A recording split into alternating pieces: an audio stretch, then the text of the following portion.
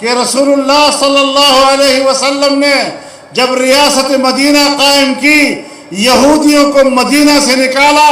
یہودیوں کو خیبر سے نکالا، اور آپ نے امت مسلمہ کو حکم دیا اخرج الیہود من جزیرۃ العرب،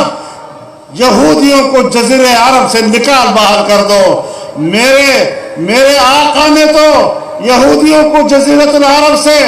باہر نکالنے کا حکم دیا تھا، اور آپ ان کو واپس جزیرۃ العرب میں لانے کی بات کر رہے ہیں۔ کہتے ہیں کہ عرب دنیا نے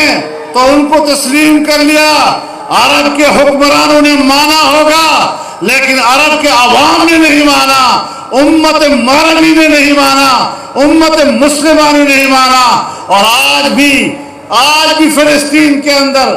مصر کے اندر وہ تنظیمیں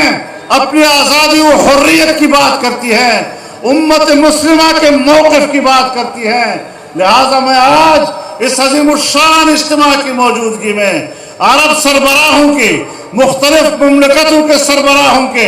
ان فیصلوں کو کہ جس کے تحت انہوں نے اسرائیل کو تسلیم کیا ہے، ہم بھی ان کو مسترد کرتے ہیں، اور پاکستان کا حکمران بھول جائے یہ بات کہ ہم زندہ رہیں گے اور پاکستان کے دفتروں پر اسرائیل کا پرچم لہرائے گا۔ نعرہ